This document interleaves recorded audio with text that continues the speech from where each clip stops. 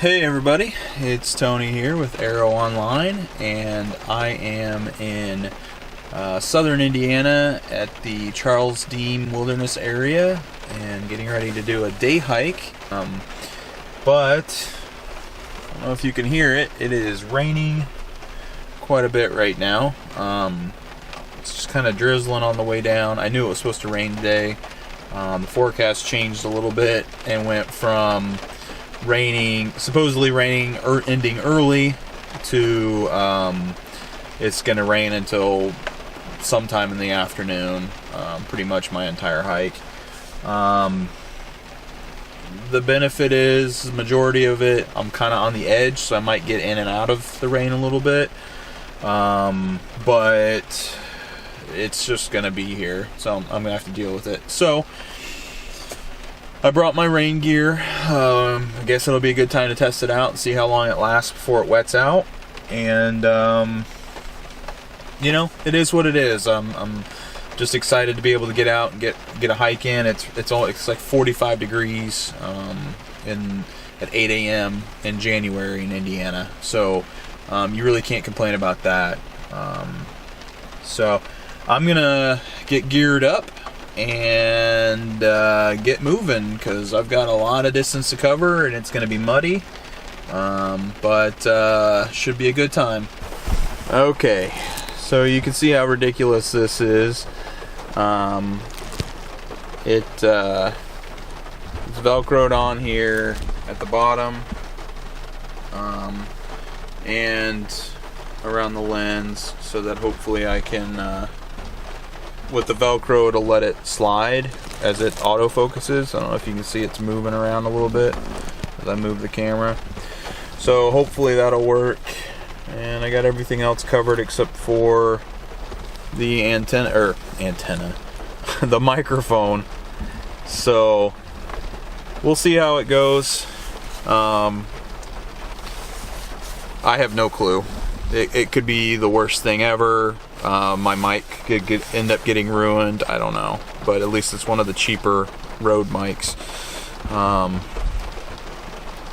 So it picked up rain as I'm getting ready to head out the door. So we'll get moving, and I'll check in when I'm actually making some distance here. So I'll see you soon.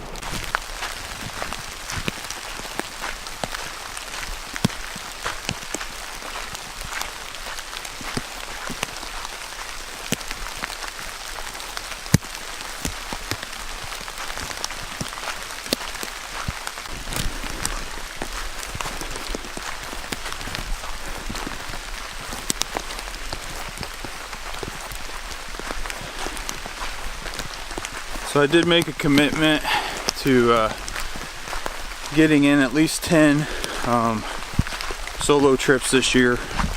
That's my minimum. And I should say 10 overnight solo trips. I would normally shoot for a little more than that, except you know, with one weekend a month taken up with scouts, and then having a full-time job during the week, it's kind of hard to take away another weekend, you know, every month. But 10 is my minimum goal, and I'm hopeful. I'm in the early stages of planning potentially a longer trip of maybe 4 or 5 days. Haven't worked out all the details yet, and it would probably be in the fall or late summer, depending on where the hike ends up being. You know, I've done half of the Appalachian Trail through the Smokies. I could do that. I could go someplace I've never been, you know. Not real sure yet, but it's definitely something that I want to try. I've done like 5-day canoe trip and a 5-day hiking trip with groups, but never solo.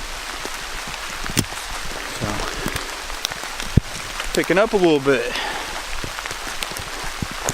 I am wearing my ultra trail runners.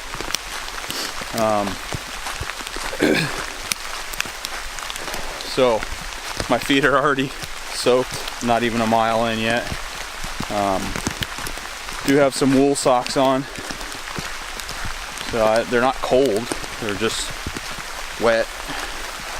And I brought one extra pair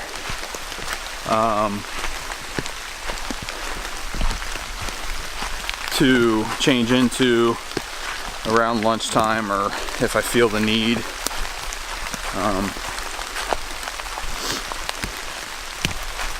But those are alpaca socks, and they're a little bit warmer for a day that's not very cold. So I don't know. I don't know if I really want to wear them, but I got them if I need to.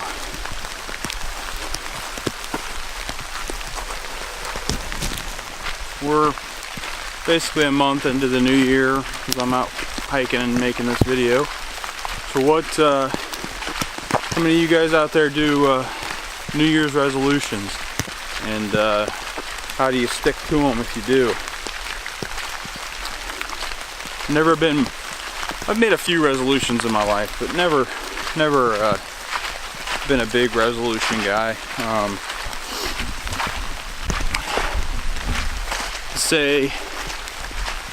I always had a hard time sticking to them because I felt like maybe it was focused on the negative. But I heard a talk from, I think he was a former chief financial officer of Chick-fil-A or something.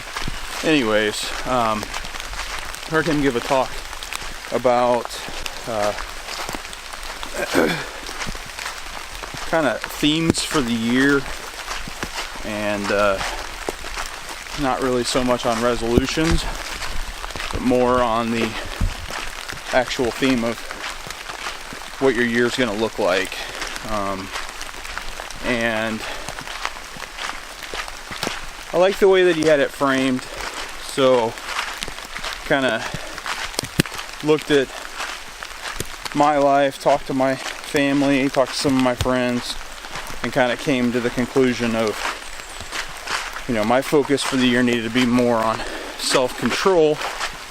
And what I mean by that is, with the way things have gone at work and just in life in general, kind of had some rough times. And one of the things that I do is I turn to food as a coping mechanism. And even though I've been hiking more than I ever have, and things like that, I put on weight, and that has led to me being even more stressed about it. And cycle continues. I'm sure everybody out there has something in their life that they feel the same way about that I do about food and my eating.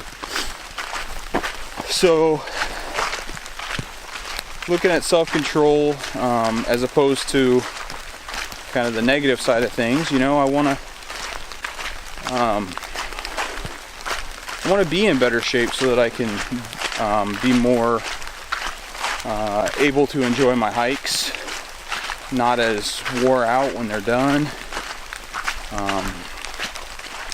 And quite frankly, I want to be able to, see my kids have kids, and maybe even great grandkids, and that's not going to happen if I keep going the way I'm going. So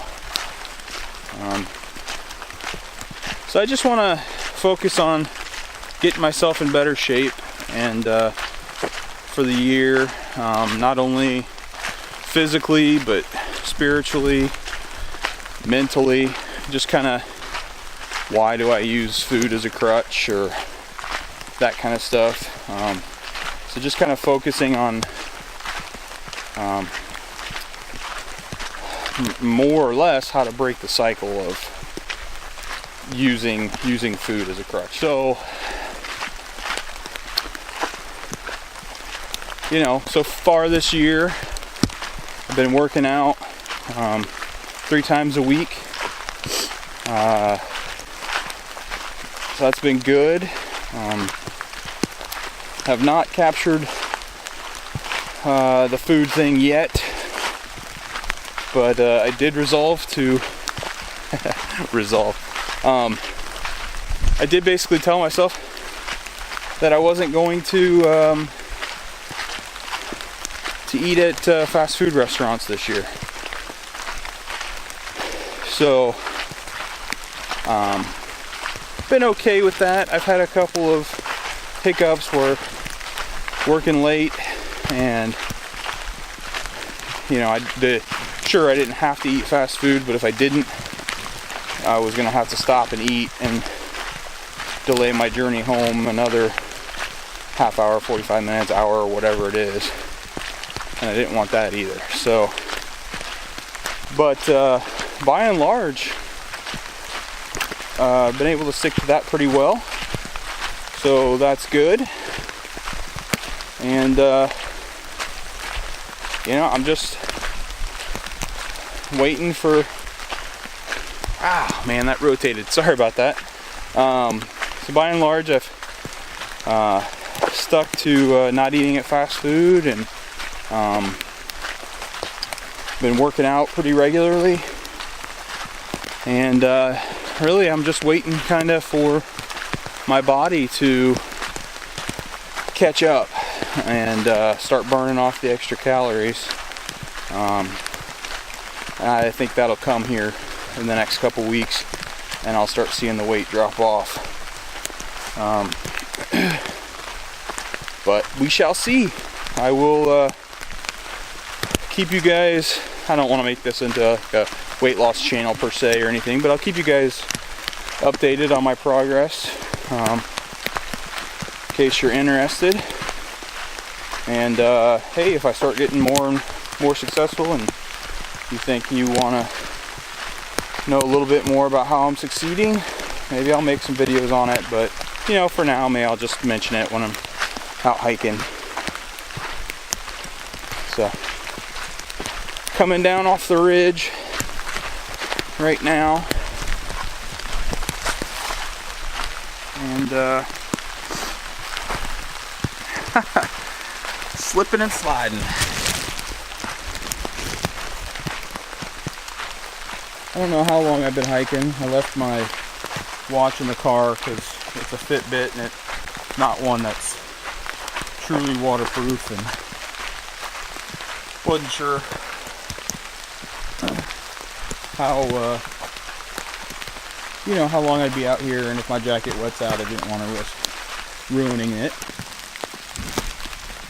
Alright, so I came upon the junction between Hayes Trail and Grubb Ridge. We'll follow Grubb Ridge. I believe we gotta go up and over the hill, and then we get back up on a ridge, and we're up there for a little while. So, moving pretty much on pace with how I traditionally move, about 2 miles an hour. I might be slightly faster. I have done this trail at closer to 3.5 before, but with it being wet, I don't anticipate being much faster than 2 miles an hour. But we'll see.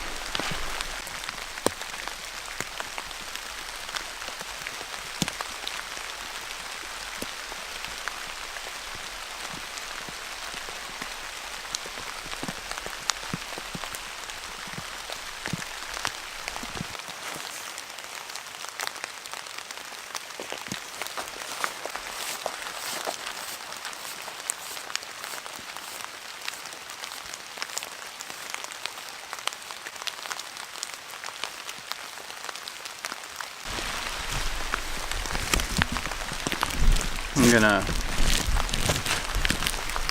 stop and take a look at my GPS real quick, because I think this might be, if I don't go out to the peninsula, I think this might be my last source of water. So I definitely want to stop and drink some and refill what I've got, but I need to make sure that there's not another one that I'm forgetting about. So I'm going to pull out my phone and look at the GPS a little bit and make sure, but I think this might be the last one. So alright, so I did get water here at this water source. I drank basically a full liter, refilled it, and then checking the map, this is, I believe, the last water source I have. So I filled up my Sawyer bag as well, which you can see right there, and have that guy ready to go for an extra, basically an extra liter. It's a little bit less, but I'm gonna fix the waterproofing on this and get moving.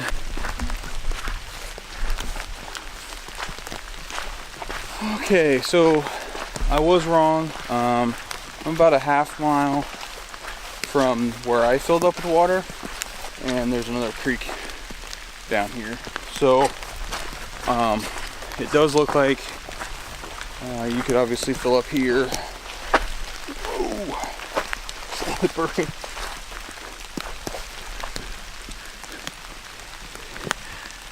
Whew. That was fun. So it does look like you could get down here, even if I'm not like crossing it for a little bit. What that does mean is the map on all trails that kind of shows the actual park listed trails, not somebody's GPS track, is off, because it shows going up on the ridge from where I was and staying up on the ridge. Obviously I'm coming back down right now, so I don't know. I will say it is funny how much easier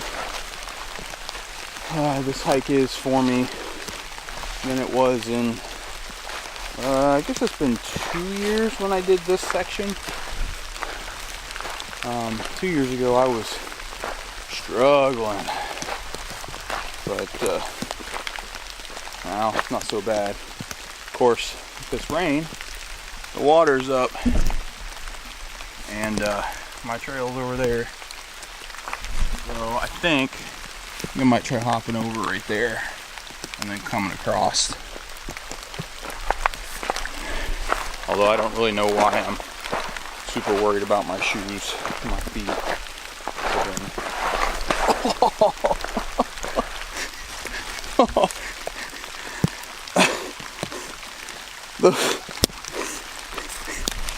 It went up. It probably, I think probably 8 inches right there. That was God telling me just do it again. I think that was God telling me I should just cross back there. Got wet feet anyways, but now they're muddy. Oh man. You gotta laugh, right? You gotta laugh.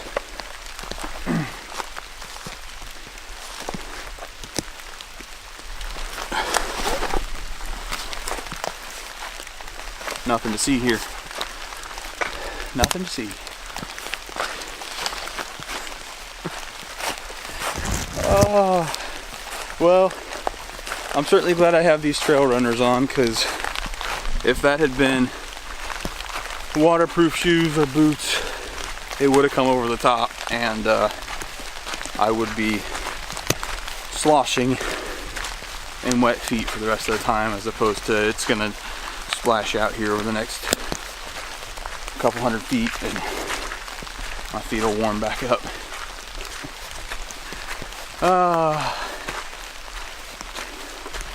What are you gonna do? Okay. So, hard to see.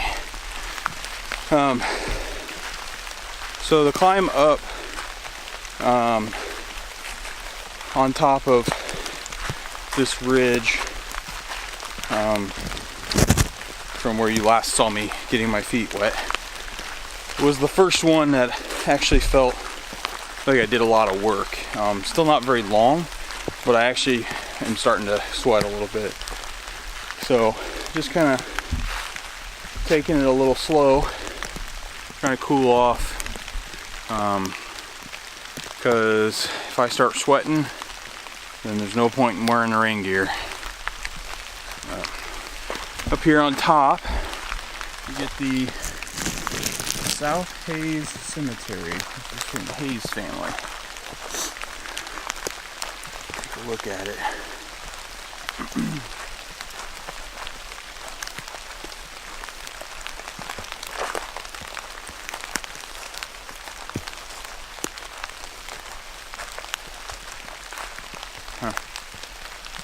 So I'm guessing they're kind of unmarked.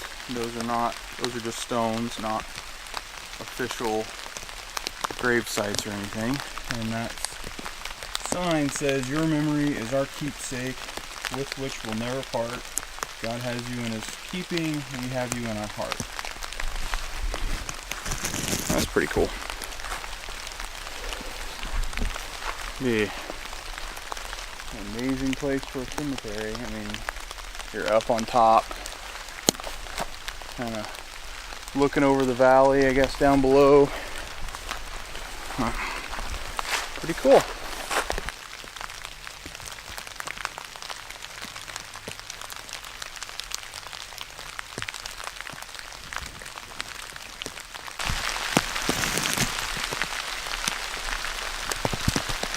Alright, coming up with the junction to Peninsula Trail. I think we're about 6.5 miles total right now.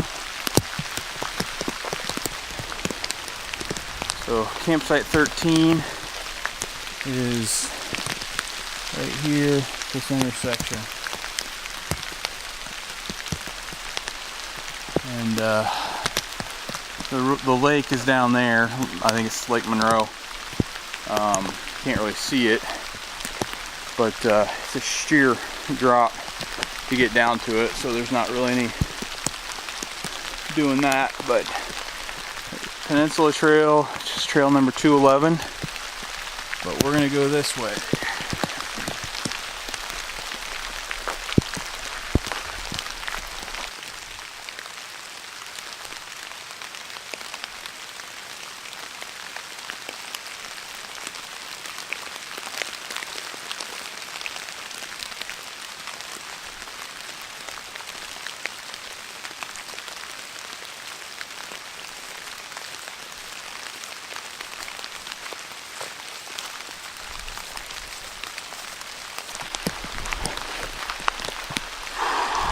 Okay, so I am probably about halfway to the second parking lot up here, where my hope is to eat lunch underneath one of the map signs.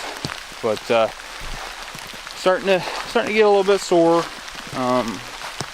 Feeling it. I think I'm about 8 miles in, 7.5 miles in, something like that. So that's about right on par. Just trying to get through the miles right now, and then get some food back in me, drink some more, more water, get caught up on that a little bit, and yeah, we'll decide at that point if I want to do the additional loop, or if I want to just head back the way I came. So, well, not the way I came, but just head back. Yeah. Okay, so I'm at the Grubb Ridge parking lot, the trailhead. I ate lunch here underneath this map board, I guess. And I'm just getting too wet right now, and the temperature is dropping. So instead of hiking another couple miles out and back, I'm just gonna head back in a little bit and take the trail out that I would otherwise have taken to get back to my car. I'm just getting too wet, losing some feeling in my fingers, so I've been sticking them in my armpits, trying to warm them up. I think what I didn't count on was this rainstorm bringing a cold front and not just a warm front or a whatever, not just being a storm. So that was my mistake, but it's definitely feels like it's about 10 degrees cooler, and then of course I'm wet, so it feels even worse.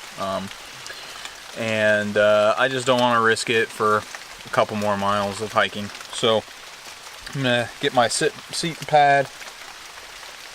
See, I can't even talk straight. I'm gonna get my my sit pad and put it back in my bag. Drink a little bit more water, and then start hiking out. I think I've got maybe 4 miles to hike out, something like that. So it'll still end up being almost 13 miles, I think. But we'll figure that out when we get there. 12 or 13 miles. So I'm going to get that done and get moving so I can get some blood flowing here. Alright, so with one of the ways I've been keeping myself a little bit occupied is gotten the Martian here audiobook. Been listening to that. It's a good book. Different than the movie a little bit, but I guess that's to be expected. But it's been good to listen. Unfortunately, not doing headphones, which I would rail against. I hate it when people are listening to music on the trail. But on the positive, I've only seen 2 people. They were together, and there's only 2 cars here in the parking lot. There was no cars where I parked, so I think the likelihood of me seeing anybody else is pretty low, except for this car that's driving behind me. Perfect timing. Oh well, they went on. So I'm gonna step back out into the water, and I just need to one thing I need to do is remember to switch hands. What I had realized is my right hand is a whole lot colder than my left, and it's also all pruny and stuff. Well, it's because I've been holding on to the camera when I'm not filming with that hand, and it's I don't have cork grips. It has the neoprene or whatever on this particular trekking pole, so that's holding the water and keeping my hand just completely soaked and frozen. So I'm gonna just work on remembering to switch back and forth, and then I'll put my hand in my pocket and try to warm it back up and kind of keep going that way.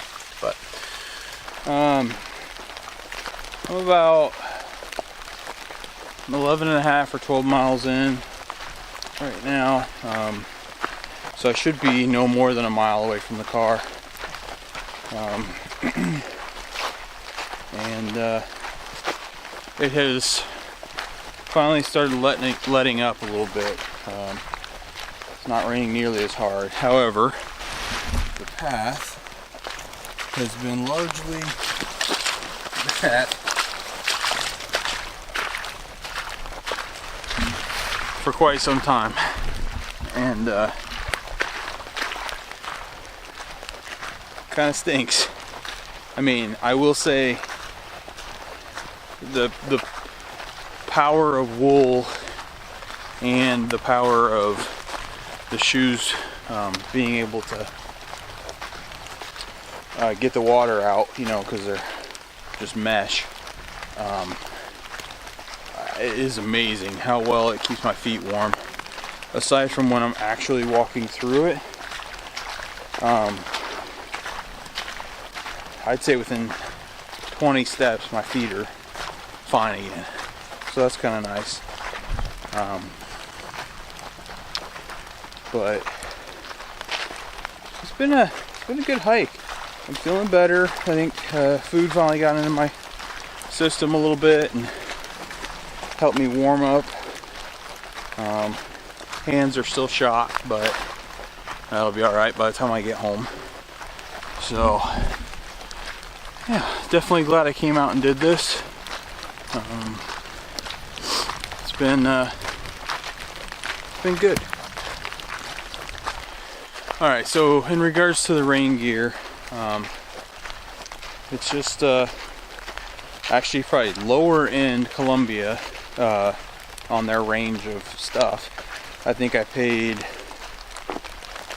I might have paid like $40 for the jacket, and I think I paid $30 for the pants, and they've actually held up quite well. Way better than I expected them to, if I'm 100% honest. The jacket wetted out in the pockets, and I think on my shoulders and my sleeves. I don't think my chest and back did, or if it did, it's holding in enough heat that I can't really tell. And the pants, they might have wetted out down at the bottom. Obviously it's hard for me to tell because I've been walking through water, splashing myself. But they've held up pretty darn well. And I would say in roughly 40-degree heat, it's just about perfect for not being too hot, and at least when I'm moving, not being too cold. But I think if I had stopped now when there's really little rain or no rain and ate lunch, I would have felt a whole lot different. But because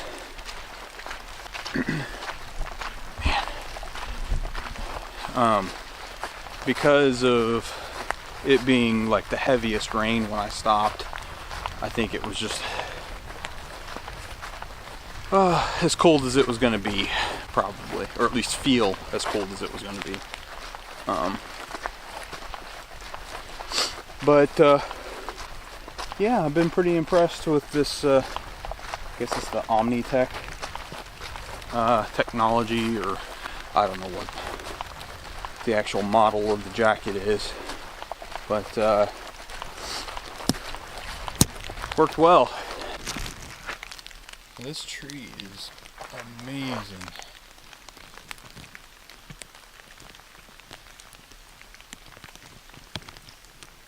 It's one of the old dogs. There ain't too many of those left around here anymore. Most of them got logged. But good grief, that thing is huge. Just the space that it has in the canopy here, where it's taken over. Amazing. So I'm getting closer to the parking area. They have this one fenced off, so I'm not going to go out there. But there is another cemetery. This one appears to be active, or more active.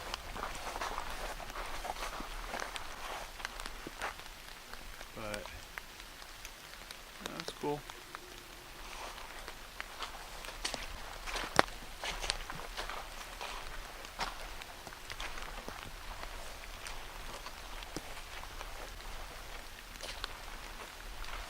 Looks like the only entrance is from up there by the road. But I believe my parking area is just on the other side of this hill. I could be off a little bit, but I know the cemetery was real close from the last time I did this hike.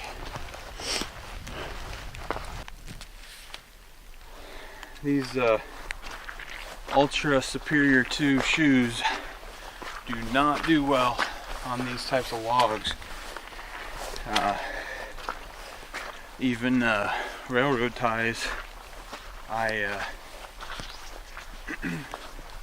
have just put, stepping on them, not doing anything crazy. I have basically done the splits 4 times on this hike. So, something to keep in mind if you're gonna hike out in the. It's been fine on the mud, really, for the most part, and stone. It's just been this the wood stuff. Let's see. What is this? Okay, so Cope Hollow, and I'm gonna take Cope Hollow this way, back to the parking lot. Okay, so I am back in the horse camp, and that means my hike is done. Did about 13.5 miles. Pretty much right on pace with my 2 miles an hour. And yeah, not bad for the first hike of 2018. And for it being soaking rain, might have been easier if it was 10 degrees cooler and this was snow. I don't know, but really enjoyed getting out here to the Charles Deem Wilderness Area. Highly recommend coming and doing these hikes out here if you're in the area. One of my favorite places. I'd be out here all the time if I was anywhere close to it, not a few hours away. But thank you so much for joining me. If you like this video, please hit that thumbs up button and give it a subscribe. I hope to have a lot more videos posted this year. And as always, leave a comment. I'll be happy to respond. So thank you, and until next time, get out and enjoy a hike of your own.